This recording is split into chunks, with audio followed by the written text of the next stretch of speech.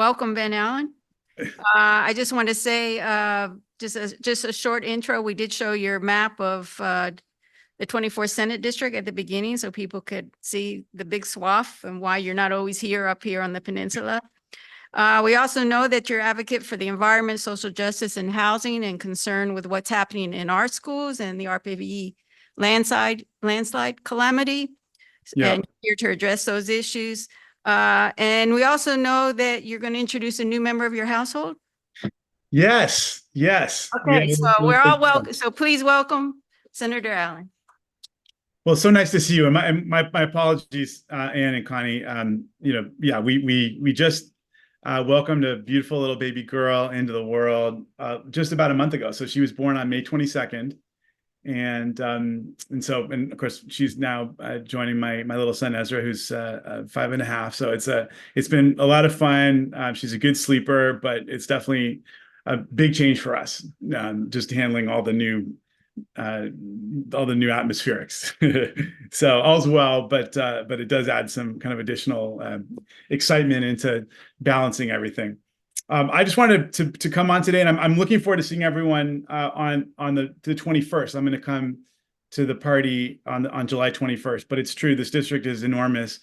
These Senate districts, include a million people, and my district now stretches from Agoura out to Studio City and all the way down to the Hill, and a lot of different communities in between. So it's been just a great experience, but always a challenge trying to get everywhere. So I do appreciate you accommodating this opportunity to speak on Zoom. Here's my little son who's just popped in to say hi. So this is you're catching us at a very interesting and really action-packed time in the legislature. It's a confluence of a lot of deadlines and dates. So first of all, we have to pass a budget by the middle of June. What ends up happening, of course, is the legislature passes a balanced budget proposal and then works out eventual details. And you'll all see on the front page of today's Los Angeles Times, there's a story right here on the front page about how we finally struck a deal with the governor to resolve the deficit challenges. And I'll speak about that in a second. But there are also several other deadlines that are at play that have made this last couple of weeks really challenging and exciting and different. This is an election year, as Connie was mentioning, and I'm excited to get involved with a number of the efforts to help get good Democrats elected on the Hill, just like we did last time on the school board and elsewhere. But what's also interesting is that this is where the deadline is coming up. So June 27th is the official deadline determining whether things will be on the ballot or not. And there are a number of things that are still being worked on with regards to ballot access and ballot eligibility. So first of all, there are a couple bonds. So an education bond, a climate bond. I'm personally involved pretty intensely in the climate bond negotiation, but there's this education bond as well. And then there are all these different ballot measures that have been promoted by various interest groups. And now we have a new mechanism. It used to be that you put a measure forward. If you qualified the measure for the ballot, that measure was going to be on the ballot regardless of any response by the legislature. And it was going to be word for word what you originally submitted if you got enough signatures. Now there's a new system where when a measure qualifies for the ballot, the legislature can get together and work with the ballot measure proponents to try to see if they can come forward with an alternative that passes muster. But that might work better. And so we've been deeply involved in trying to do a couple of things. First of all, there was a big deal struck on the Private Attorney General Act. There was a measure that had been put forward that was going to go on the ballot that basically would have rescinded the PAGA, which is the Private Attorney General Act, and a deal was struck to get that off of the ballot. And it basically allows for PAGA to continue. And it does provide for some additional worker protections, but it also ensures that businesses are going to have more right to cure and have some more opportunities to resolve problems before they get hit with a lawsuit. So that was one negotiation that took place involving business interest, labor, consumer attorneys groups, the governor's office, and the legislature. We've also been involved with a very interesting negotiation over the big Prop 47 reform that has been promoted. And if folks saw this morning, there was a really interesting debate on NBC4 news conference, which was a debate over this initiative to dramatically reform Prop 47, which is being put forward by the District Attorneys Association and vigorously opposed by criminal justice reform groups. The legislature has come forward with a set of bills that seek to address a number of issues with regards to retail theft, including cracking down on basically making it easier to prosecute various retail theft crimes, create some new crimes, including if you create a fire so as to create distraction from the fact that you're about to rob a store, that's an additional ding against you in a court of law. So there's a number of those sorts of things that have been that have been put forward in the legislature, partly to see if they can persuade the DAs to pull the Prop 47 reform off of the ballot. And it really is, it's not a full repeal, but it dramatically scales back Prop 47. As of yet, that has proven unsuccessful. And quite frankly, I don't know that it will be successful. And so that's a whole nother discussion which has been happening. The California Business Roundtable had a measure that they were putting on the ballot that would have made it much more difficult for any local government or state or the state government to raise any kind of tax or fee. Basically everything would have to be subject to a vote of the people, including things like my plastics bill that so many of you know, SB 54, which actually pulls together some illustrative strings for this civics lesson that I'm giving everyone today. Some of you may recall, we were trying desperately to get the legislature to take action on plastic pollution, and we came achingly close over and over and over again, several years in a row, to trying to get the legislature to take action on this important issue. We were trying to create an extended producer responsibility system, which would have finally said to the producers, you need to take some responsibility associated with the pollution associated with your products that you keep pushing out onto the market. The legislature wasn't acting, so a group of environmental organizers got together and qualified a measure for the ballot, which then triggered this negotiation. And in the end of the day, we were actually able to come up with a negotiated deal with the chamber and environmental groups that was, I think in the end of the day, we knew that the measure was very popular, but we also knew, and we polled this extensively, that the industry groups could defeat it if they spent $100 million trashing the measure. And then we'd be right back to square one. So we thought it would be better for us to try to strike a deal with industry, but it would have to be strong enough for the environmental groups to feel comfortable pulling it back. Part of the deal is that there is a very significant industry contribution to a special fund that will help to mitigate against the impacts of plastic pollution. Literally $5 billion over the course of the next 10 years. If this California Business Roundtable measure were to have qualified for the ballot and passed, that measure, which was fully supported by industry and strong 2/3 votes of both houses of the legislature, would then have to go, after passing the legislature, would then have to go to a separate vote of the voters statewide. And I mean, it was really designed to try to grind a lot of basic functions of government to a halt. We were engaged in furious negotiations with them to see if there were things that they would feel good about getting in return for them pulling the measure back. In the end of the day, with a unanimous court decision, the state Supreme Court ruled that the measure was an unconstitutional revision of the Constitution, that it went so far in impacting all sorts of different aspects of the state constitution and the basic financing of local and state government that they were going to yank it from the ballot. And by the way, that vote was unanimous. It included Republican appointees. There are still some Republican appointees on the court and Republicans on the court. So now that was an overreach by them. And in the end of the day, if they come out with something more modest, maybe that would have qualified. And once again, we were engaged in really tight negotiations with them on that. So it's been a wild couple of weeks, and as I say, the budget just got landed, and of course, we're all moving bills through the legislature. I've got a bill. I've got a whole bunch. Obviously, I'm continuing to work on the issue of extended producer responsibility, trying to extend that model, the one that we applied to the plastics industry, to EV batteries, to household hazardous waste. There are other members that are working on photovoltaic, so the solar panels, on textiles, on various types of food waste, et cetera. So there's a lot of really good work happening in that space.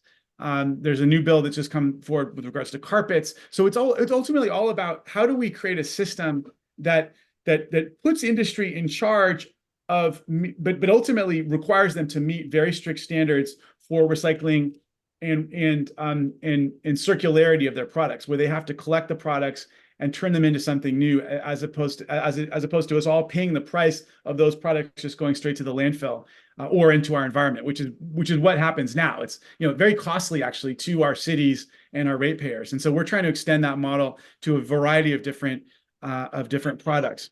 I'm also, I've also been working on something I know that's near and dear to a lot of people on this call's heart, which has to do with landslides and trying to make it so that we have greater eligibility. You can hear the new baby downstairs, but greater eligibility for landslides under our California Disaster Assistance Act, so that we can get some more assistance to both. One of the things that we ran into in the case of this landslide on the hill is that it's basically because it's considered a pre-existing condition. That a lot of our disaster law is very focused on the immediate response to a one-off natural disaster. So a storm comes through, or an earthquake, or a big fire, and there's an immediate response to help address the problem.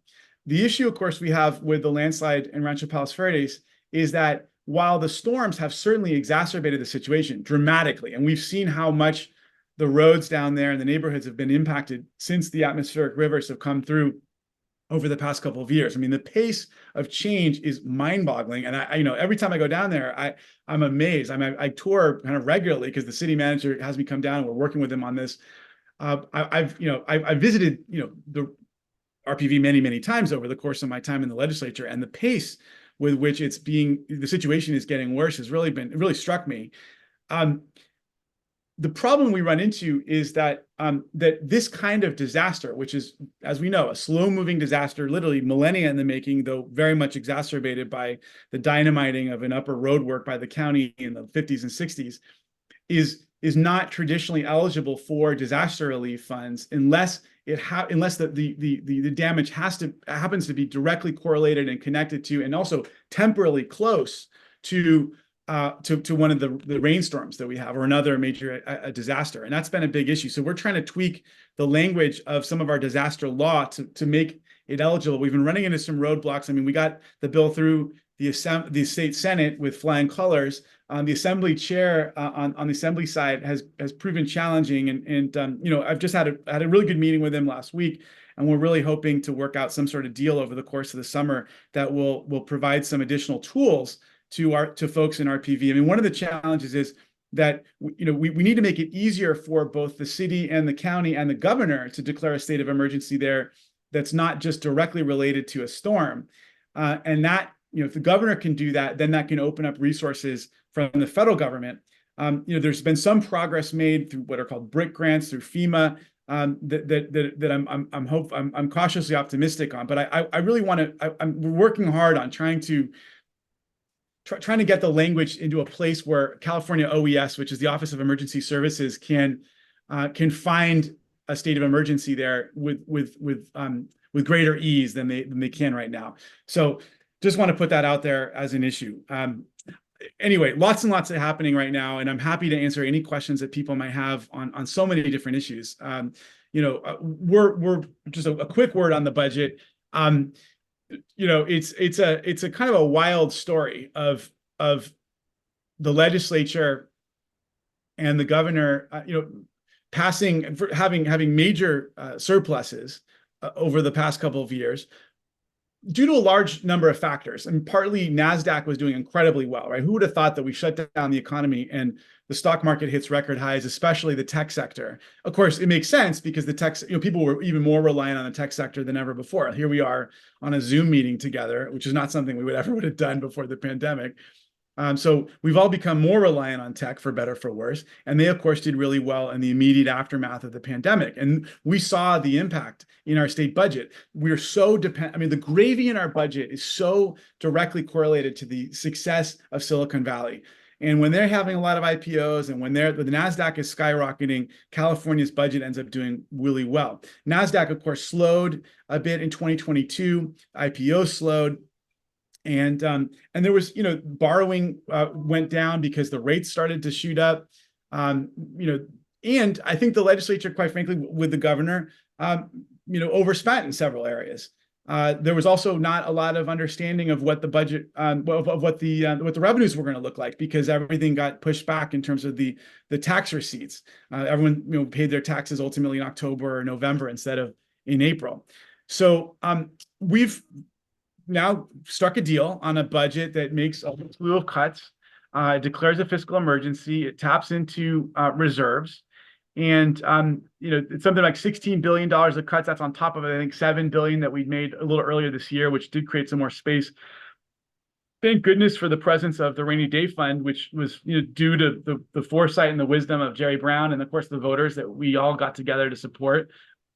I will say that there's a lot of discussion about trying to strengthen the rule so that during times of real surplus, and the other thing is we had all this federal money coming in as well at the time. So it really skewed things in all sorts of strange ways. I'm happy to talk in more detail about that topic, but that we need to figure out a way to basically lock away more money into the rainy day fund in the future. We also need to figure out a way so that that putting money into the reserve isn't considered accounting against the GAN limit. The GAN limit was established as part of a lot of the Prop 13 legislation way back in the day.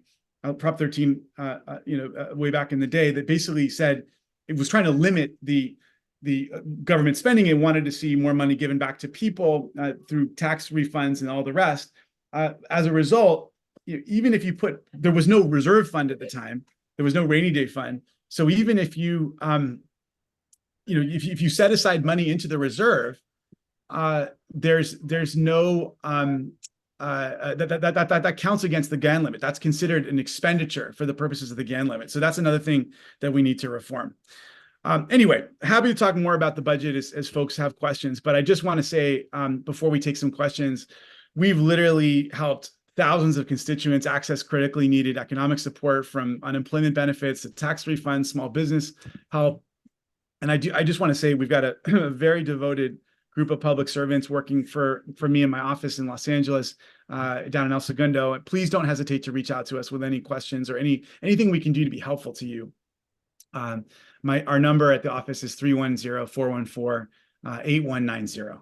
And with that, I'm happy to open up the floor to questions. Yes, all right.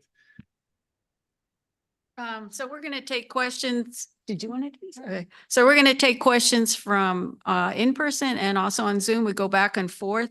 One of the things, but I did want to start out since you talked about budget, and this was in the news fairly recently about their recycling program, that you champion that, in terms of bottles, we had lots of recycling industry all around where people could bring back their cans, that you get charged for, and bottles and so forth. And there was an article in the paper that I think there's like $850 million of unspent money in there, and that for the budget that they keep borrowing from it. So it's actually at a deficit. And there's been a reduction of recycling places. So people can't recycle, even though stores, like big grocery stores, are supposed to take your cans and bottles, but they really don't, and they definitely don't advertise. So in that, you champion that, and it's and you've also taken a trip to Maine and Quebec, which we never did here, in terms of the circular economy. I just was kind of wondering if you just want to talk to where you have put a lot of changes in, but if they're not funded or they're not followed up, what can we do? Yeah, well, so that's part of why I'm actually so concerned about. I was so concerned about the California Business Roundtable measure, because there are extensive funding provisions in SB 54 that would have been jeopardized by the California Business Roundtable Initiative. Look, recycling it's a massive challenge. In the end of the day, the big dirty secret here is that in general, plastic is just not a very recyclable product. Your water bottles are the one exception, but even the water bottles don't end up turning into as high quality product when you recycle them.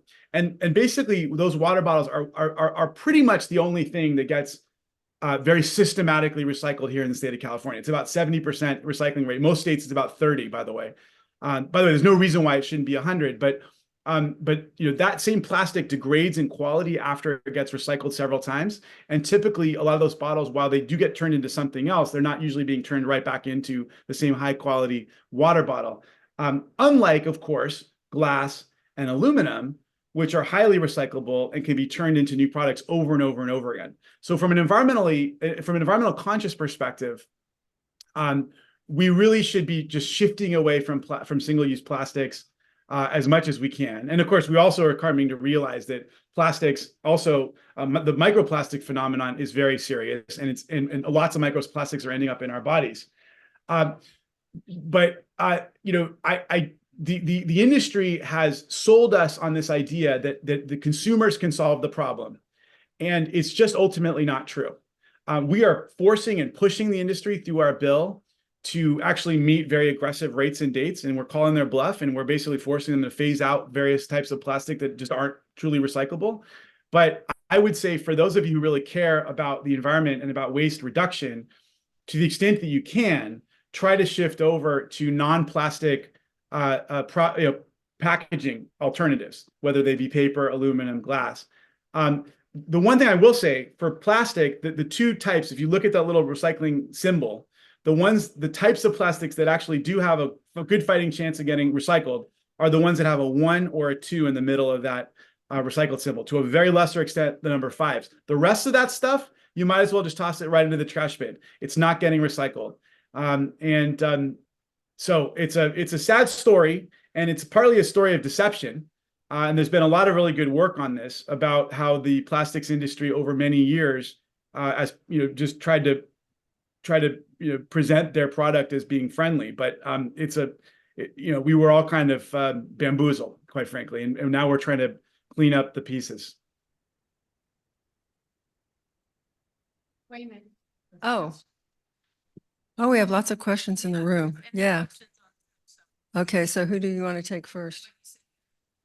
Yeah, I have a question, but I want them to go first. How about you?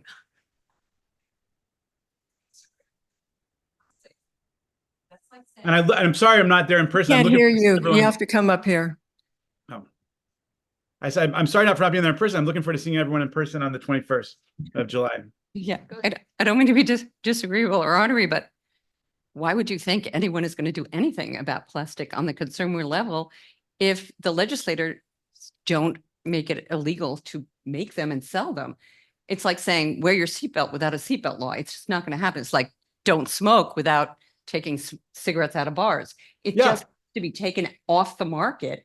And California is big enough and important enough and challenged enough by plastics to be the one to make that law start, and so that it ultimately becomes federal legislation. I think you should have a bill on it that says we're done with plastic, not just single-use plastic, but specifically, most importantly, what you mentioned, the bottles. There's just no reason. I grew up without bottles. We used a paper cup. There's no reason for us to become so dependent that we have to send our kid to school, which I'm sure you do, to school with a plastic bottle of water every day because we don't trust the water supply. We should trust our water supply, but more importantly, we should just stop allowing people to buy it like we don't let them use plastic shopping bags. Is there no other way to solve it? Yeah. Okay. First of all, I do not send my son to school with a plastic water bottle. We have a wonderful, reusable bottle that made out of metal that he likes very much, and we've now got ourselves a special filter, a glass filter that is very good, and so that's how we handle our water needs. But your question is a good one, and I will say that that's precisely the goal of the bill. I mean, the bill is to basically phase out single-use plastic foodware products and packaging that don't meet the recycling rates, and so many of them won't. Now, your broader point is let's just get rid of plastics altogether. Plastics are in every aspect of our life. That's a very difficult thing to do. I will say you're starting to see 54 was an important first step. Now we're starting to see lots more bills on PFAS and other sorts of toxins that end up in plastics as well. So that's a longer battle. It was very, very hard to get 54 across, but I appreciate your core point, and I generally agree with you. I mean, I'm pretty fired up on this issue, and I'm going to keep working every step of the way to try to make sure that that I'm doing what I can do to get aggressive bills through on this topic. And if SB 54 was literally a global, it made global news because nothing else quite like it has been done anywhere. But we need to go further. And your question, the pressure and the premise of your question is correct. And we got to just keep more pressure on our elected officials and many of my colleagues who, quite frankly, don't see the urgency of this topic.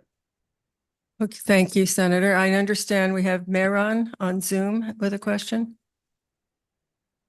Yes, I had a question on the three topics that are problematic in the election for Democrats: crime, immigration, and inflation. Are you seeing any change in attitudes in the legislature?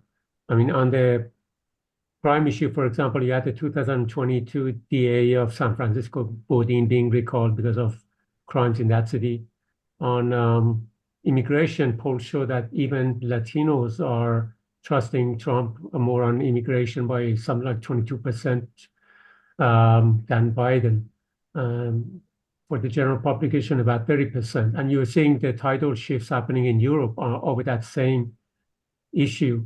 Do you see any shift within the Democratic Party or within the California legislature in questioning whether the response to a far-right Republican Party is a far-left Democratic Party or a more centrist Democratic Party?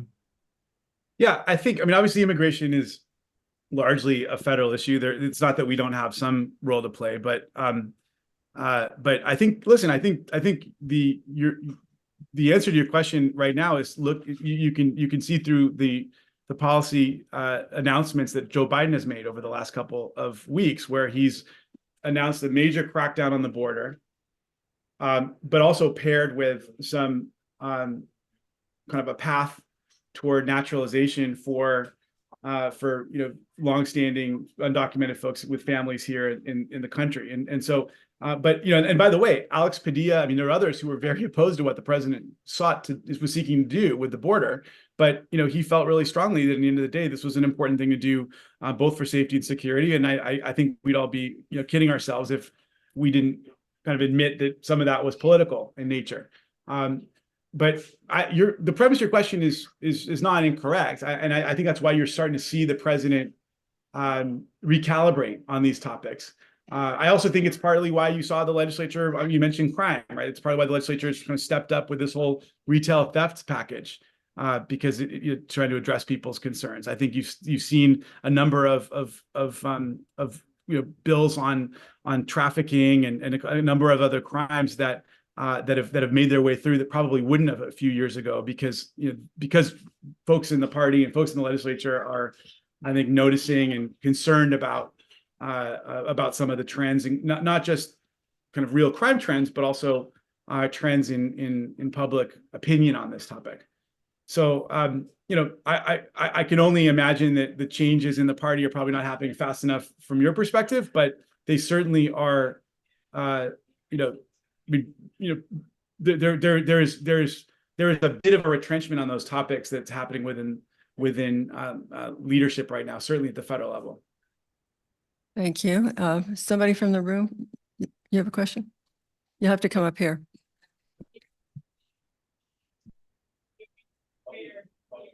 Hi, everyone. So my name's Stingy. Hi. So thank you so much, Senator, for all of your effort on producer responsibility for plastics. I'm wondering if we can do the same for oil. So first, a PSA for all of us, and then a question for the senator. This is hard to talk about. The New York Times investigation has shown that we are nearing the possible collapse of the US home insurance system nationwide because of climate damage. And we in California are especially vulnerable. This is emotional. We're especially vulnerable because insurance industry has an outsized impact on our state GDP, on our deficit, which reflects their heavy losses. Other blood impacts include falling property values, and then, of course, rising taxes for all of us to make up for the local shortfall. This is huge. And I don't think people are really aware of this. I was at Torrance Dems a couple of weeks ago, brought up the topic, and people seemed surprised, maybe even stunned. So what can be done? So Vermont became the first state in the country to pass a climate superfund bill. And this is to try to get oil companies to pay for climate damages. We in California have our own version. It's SB 1497. And I would love to get a progress update on that, Senator. And number two, I am proposing SB, you break it, you buy it. Maybe it's been tried. So we've been brought to this breaking point because oil companies have sown confusion about the climate science for decades, and they've reaped massive profits, while we as taxpayers have paid for what they have broken. So how can this be fixed? How about, could we get oil companies to buy catastrophe bonds, insurance-linked securities, the various instruments that insurance companies have issued to spread out the risk and raise capital, funds to pay your claims. And by the way, I don't work for the insurance company. I don't work in the insurance industry at all. So funds to pay your claims. And so for instance, cat bonds, they are high risk, high yield, doing pretty well right now. And so I don't think these can be characterized as a tax by corporations to be litigated as such. Companies may argue, well, we have to pay into cap and trade. That program has not operated as intended because the price of carbon has been too low. It pays to pollute. So I realize these questions are probably better suited for a workshop format.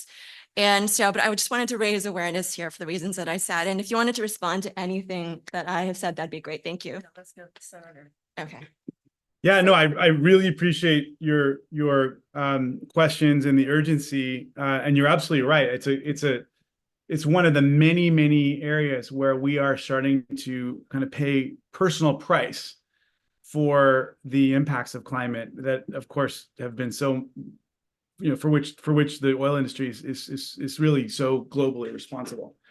And so that bill that you mentioned, Senator Menjivar's bill, SB 1497, I voted for it twice, both in Environmental Quality Committee. It's the polluter pay bill that you mentioned. We voted for it in Environmental Quality Committee, and then also in the Senate Judiciary Committee. I chaired the Environmental Quality Committee, and we passed it out. In the end of the day, she didn't take it up for a vote on the Senate floor. It got out of appropriations. My understanding is that there weren't enough votes to get it through. I think it was a 2/3 vote threshold. So that's a really hard threshold to meet. And, in the end of the day, you had a whole coalition of folks that came out against it very aggressively, including not just oil, but also their labor partners from the building trades who were very opposed to it. So, and that's actually been a real kind of challenge, I think, for the party as we try to kind of put more and more pressure on the oil industry. Not only are they pushing back, but they're the folks that represent their workers are pushing back pretty hard too. So that's I'm hopeful that something like that will be able to pass in the future, or maybe she can scale it back somewhat to get to a place where we can get it through. But as you probably know, those kinds of fees and taxes take a 2/3 vote of both houses of the legislature, and even with these strong supermajorities of Democrats in both houses, there's just not enough appetite for things like that quite yet. But again, it's something. These things can take several years of work. And I know that there's some other states that have been doing work in this space. I think Vermont and New Hampshire and Vermont and New York. Kind of more broadly speaking, you're talking about some sort of some sort of liability on their part to help pay for all the costs, all these new costs that we're all bearing. And I do think it's an important case for us to make. I think, it was one of the things that happened with me on plastics. I mean, I keep coming back to it because it's so seared in my mind. But we had a lot of people say, well, by doing what you're trying to do, it's only going to raise costs on consumers. So they're going to pay a little bit more for plastic. And while there's probably some truth to that, what, of course, they failed to mention in that calculus is that there's a massive cost that the industry has put on regular people just through their business practice, right? So in the case of plastics, it was costing cities a lot of money. It was increasing, ratepayers' rates for waste management because our haulers, our waste haulers just simply can't handle the amount of additional trash that's been coming through the system versus what used to come through the system. And the same thing goes for the oil industry, right? While bills like this would certainly increase the price of oil at the pump, we're all paying a tremendous amount of money because of our over-reliance on oil in other aspects of our life, and the lack of access to insurance now because of all the impacts of climate change is a good example of that. So I think part of it involves broadening people's vision and their understanding of how all of these things that we're trying to work on are not one-offs. They're related to a broader costs that some of these industries are bearing on our economy and on everything from our rates to our insurance to our taxes. Thank you. Jim Kelly on the Zoom has a question.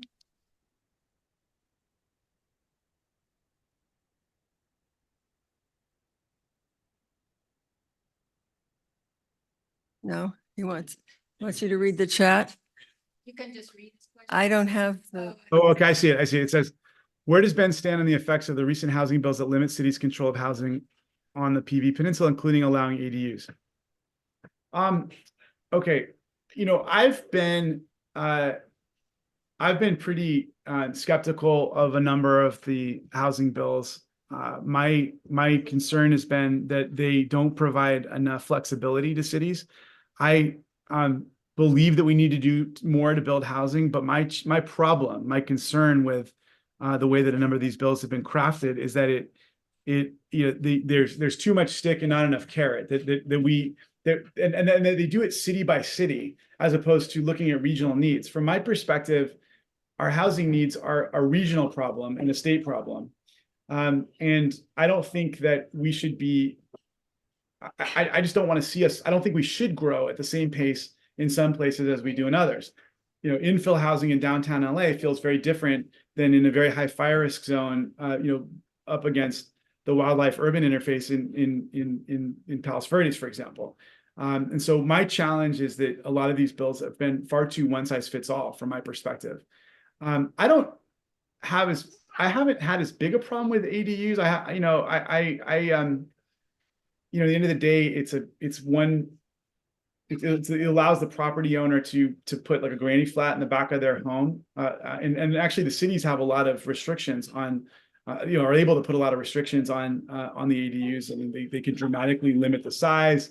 They can dramatically limit the setback, can put in setback rules, both, prevent people from having roof decks, all that kind of thing.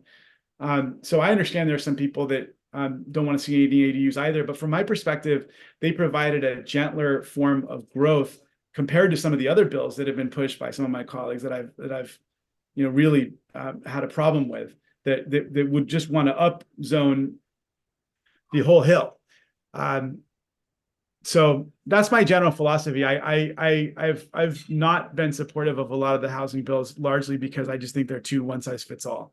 But I do think that we together need to help come up with some, if we don't like these bills that keep getting pushed down on us by the folks from San Francisco and elsewhere, I think we got to come up with other solutions that will help to address our regional housing needs, but maybe do so in a way that's more, I don't want to say respectful of, but I just think reflective of the various infrastructural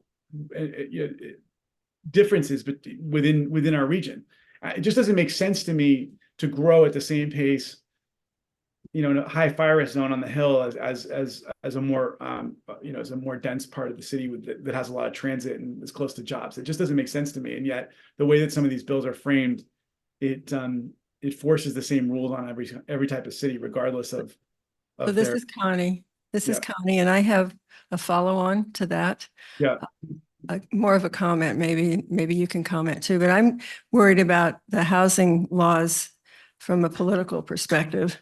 And so here in Rancho Palos Verdes, there's a proposal to have a 482 condominium project in a canyon. And then we all read about, I think it's the same builder was going to put something like 60 units on a lot in Woodland Hills.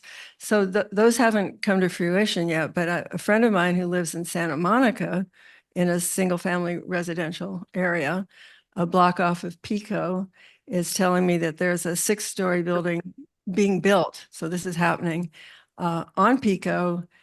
And I think there's something like 60 units in the building, and they're going to be like 550 square feet each.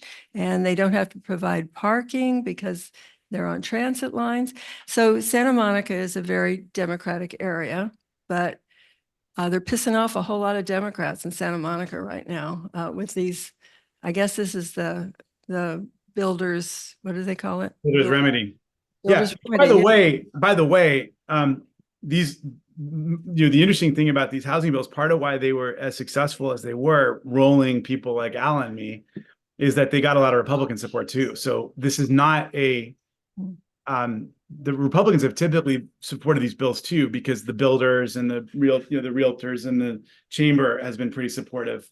But Democrats are in charge of the state, and Yes. Republicans are not going to get blamed for this. Yeah, that's right. So That's right. Yeah. Look, I think the challenge I have, right, and Al is in the same boat, is that our district, so places like Santa Monica or PV, I represent both those communities. Right. Our district has very different real estate economics than most parts of the state.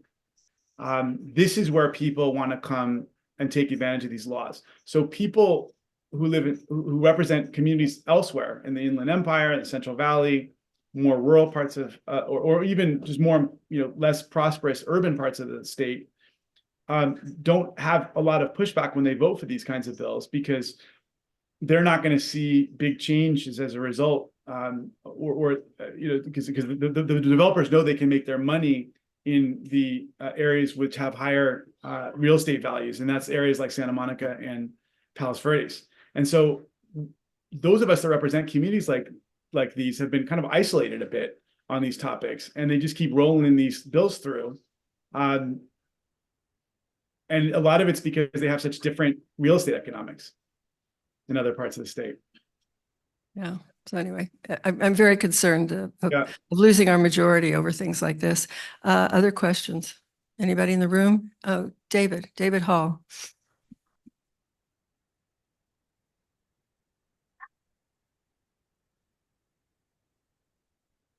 I'm certainly aware that you've done a lot of work in the climate area, and I wanted to know what the budget deal that was just concluded will mean for California's efforts to mitigate climate change.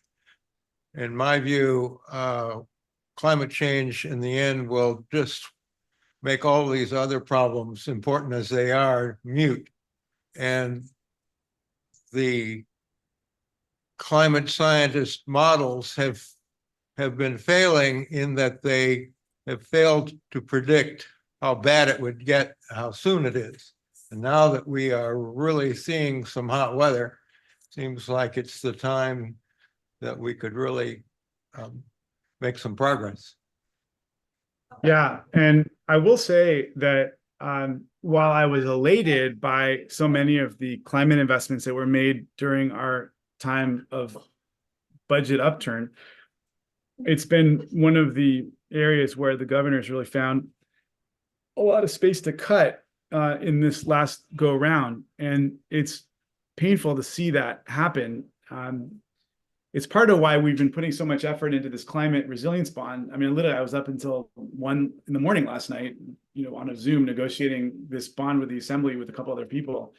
We're seeking to put a $10 billion bond on the ballot in November that would create resiliency and mitigation projects up and down the state to help the state better deal with the impacts of climate change. There's some infrastructure relating to clean energy associated with the bond, but a lot of it's, quite frankly, about trying to help us better prepare for the reality of climate change, even as we're trying really hard to stem our contribution to climate change. But we've been passing increasingly aggressive bills trying to reduce California's carbon footprint, reduce California's contribution to the climate crisis, really trying to roll out electrification of our and grid resiliency, getting more and more people moving around in electric vehicles, and really trying to make our grid smarter and get people to think differently about the time of use and move everyone more aggressively toward clean energy. I mean, I will say we've made a lot of progress in that space. I mean, and certainly I go to other states and I see how little they're doing, and it both makes me proud, but it also is a little scary, because in the end of the day, it doesn't matter what. I mean, if we can be the greenest place in the world, and if we don't convince others to join us, then it will be for naught, given the fact that this is such a global phenomenon.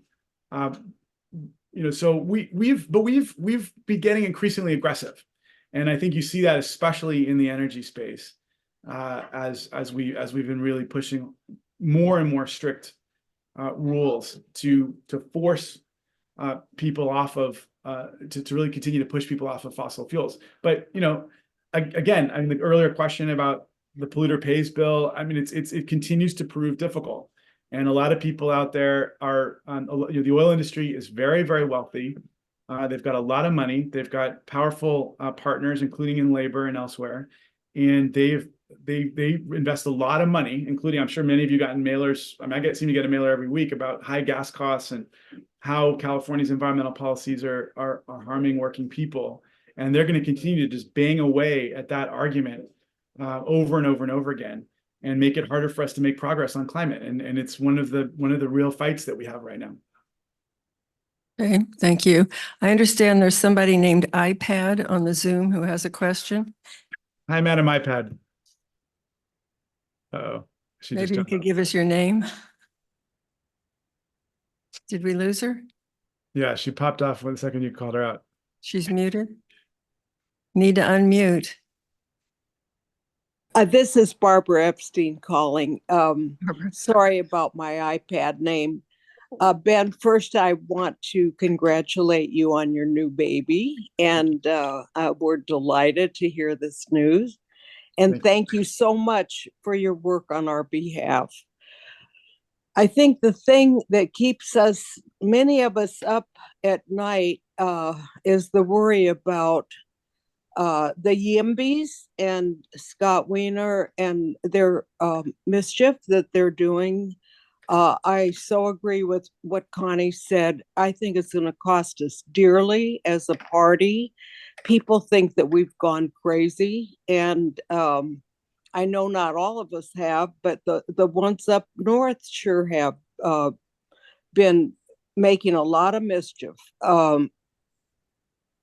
I understand one of the latest pieces of work that they've accomplished is presenting a bill to shorten the distance for the coastal zone from 1,000 feet down quite considerably, so that the big high rises can go closer to the ocean. Ben, what can we do about this? We are already working with our neighborhood voices and our dear departed mayor. We'd like to thank for that effort. What can we do to stop these people? They're destroying our state. Yeah, I think that the best chance is, I mean, thankfully, there are a lot of people who are still really, well, at least the committee structure forces those kinds of bills through the Natural Resources Committee, which has seen itself as a defender of the Coastal Act and the work of the Coastal Commission. So I was just talking to Dave Min, actually, who chairs the Natural Resources Committee, about there are two bills in this space, and I mean, thankfully, he's very, I think he's of a similar mind. and he doesn't want to see further harm to the Coastal Act. So, you know, at the end of the day, I think it's about, you know, really organizing, you know, kind of basically looking at who are on these committees, who the chairs are, and who sits on the committees, and organizing people in their districts to really call in and write. I guess that what I'll say is, you know, the earlier comments I made about the differentials in real estate economics. You know, the people, most of the Wiener bills on housing go through the housing committee, which end up being a mix of people from all over the place. The natural resources committees, the ones that oversee the Coastal Act, tend to be coastal environmental members who are more sympathetic to defending the Coastal Act. And so the good news is we've got that defense because of the fact that those bills have to go through these committees that have more of an environmental, more pro-coastal environment perspective. So, but you know, I think it's going to take organizing, Barbara. I mean, you know, these bills, similar aggressive bills have you know, of different types have made their way through. And I just think it's going to take a lot of organizing and really banging the drum. And being tactical about looking at who serves on the committees that the bills are going to go through, and really getting an upsurge of public outcry and calls and notes from those members' districts raising concerns about the bills. Thank you. Particular bill. Yeah. And then I think Wally on Zoom has a question. Yeah, hi, thanks. And thanks, Senator Allen, for your intelligence and leadership on all these things. It's, you know, you're really a beacon in the whole California legislature. But, you know, we've looked at this quite closely at the Council of Governments, and all this discussion about the budget for the environment and climate change and so forth. The key here is that with the overstepping of the state of local land use controls, the local land use controls are the way to get to reducing carbon emissions, because through land use, making complete neighborhoods, that kind of thing. And when the state takes it over and turns it over to developers, there's no chance that will happen. And so that doesn't cost anything, really. It's just a matter of returning to the cities the authority to control the stuff that the developers are taking over. So I had two kind of, I also wanted to say we did last year two really interesting studies. One was on ADUs, and we found out that they're not a lot being built in the South Bay. Right. But they're also doing nothing for affordable housing. They're all sort of too expensive to rent. So that argument is gone. We did another really excellent one. Larry Cosmont was the leader, and it was on the redevelopment of commercial properties. And it is really outstanding. And I would recommend everyone go to our website and read it. It's just brilliant, brilliant work. Not a lot of potential there is the bottom line. Anyway, the two questions I had was, you mentioned early on the initiative process and the role of the legislature in it. And I wonder if you've seen anything about our neighborhood voices coming forward. And secondly, I know I've done some work on reforming the regional housing needs assessment, which is badly needed. It goes back to the Reagan era and is way, way out of date. And it's nothing to do with land use in the housing in the climate change world. So could you comment on either one of those? Where are we with our neighborhood voices? And secondly, what's the potential for revising the regional housing needs assessment? Yeah, I mean, the funny thing about RHNA is that it was just kind of like a set of goals. I mean, it didn't have any teeth. It was not set up to be used in the way it is now. And Scott, who's very creative, very smart guy. He's my friend, but we just have a disagreement on some of these things. He really found a way to, he gave RHNA a lot more teeth that I think that RHNA was ever designed to have, and it's caused a lot of problems. I think, for better or for worse, his ideology on this is kind of dominating, and certainly the governor is on board. So I don't know. I'd love to talk to you, Wally, about some sort of smart tweak to RHNA, but a comprehensive reform, I think, will be really hard given where the politics are right now. because I should mention, I mean, a really important part of this whole story is that the governor's full speed ahead on this stuff. Your question about our neighborhood voices, I think, is a great one. Because in the end of the day, and I've said this to Bill Brand before he passed away, and I kind of, it seems almost as though his death has slowed things down a little bit, but you know, pulling together a measure that would you know, to deal with this in giving more control back to the cities on these kinds of questions could provoke the same kind of intense negotiation that I just described on plastics and on Business Roundtable and on PAGA and all these other topics we've been talking about. So I think it's actually, I said to him, I think this is actually a really good way to create some leverage that would spark a good discussion and, you know, see what kind of deals that can be struck that would not necessarily go back to where things were the way they were, but that where we'd strike a better balance now between the state just jamming the cities so much over these kinds of zoning decisions. So I don't know what the latest is on their efforts. I think they've struggled to build out a campaign, and I know there's some people that would be willing to give them some money, but it's gonna take a real effort to collect signatures, and I think, you know, what I kept saying to him was like, Bill, you know, you shouldn't be looking to actually go to a ballot fight, though you have to be prepared for that if the negotiations fall apart. But the negotiations are actually a real opportunity to come up with some common ground. But but by having it out there, it creates the leverage for you to force the negotiation. And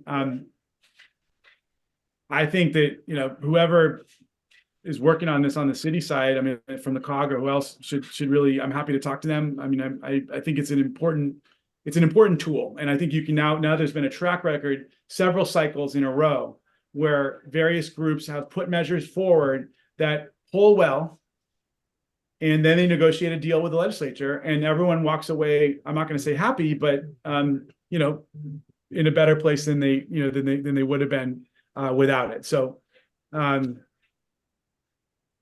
happy to talk to you about it. And let me if you don't mind, I would love to just take one more question, because I've got to get to my family. Actually, we're out of questions. Oh, you are? Okay, great, perfect. But thank you, Wally, and I appreciate the question. And I'm sorry. I did have one last one. This is on a lighter note, but I was looking at the bills you introduced, and you introduced International Day of Play, June 11th. Yes. So, I mean, please tell us. That's the tough one. So I'm now the dad of two little ones, and I also happen to Mattel, the company Mattel is in my district. It's in El Segundo. It's a big, wonderful California company that's now seen a big resurgence ever since the popularity of the Barbie movie. And we did a resolution in conjunction with them and others who work in the early childhood education world, teachers and others, to just recognize the importance of play. And I think, you know, in this hard-edged world of ours, where everything's all about, you know, results and competition, and you know, I'm such a believer in the beauty and the all that play can provide to a young person, but also older people too. I mean, we all need to take a break sometimes and explore different parts of our brains and different ways of engaging and touching the world. And so, yeah, it's close. I mean, I'm literally, my son's, you know, very much engaging in some pretty serious play. He's got a museum actually that he's created in his bedroom. And it's having kids has actually been a wonderful thing for me to revisit play. Okay, all right. So so it's for him, for them, but also for all the rest of us who probably all need a little more play in our lives too. Anyway, with that, I appreciate. Thank you. So, Senator, I'm thrilled to learn that you're going to be at our picnic next week, next month. Looking forward to it. I think that's a first, actually. I don't think you've been able to do that before. So we're really looking forward to have you. And I'm going to go home and change the flyer real fast. So we can let everybody know, because I know other people are going to want to see you too. I will be there, and I'm excited about it. Good. So thank you, Oh, yeah, everybody. bring your Really appreciate children, it. bring Ezra, and what's your little Yeah. girl's name? Yeah, Ina. So it's my Ina, grandma's yes. name. And my wife fell in love with the name. And so, yeah, Ina Miriam is her name. Great. Yeah, and I'd she's a love to month see old. them and- too. Yeah, she's And a Melanie, everybody. good. Well, I will definitely be there. I will try to get the rest of the clan with me too. So the Okay. crew. Yeah. All right, I hear you. Thank you so much. Thank you, everybody. Appreciate it. Thank you.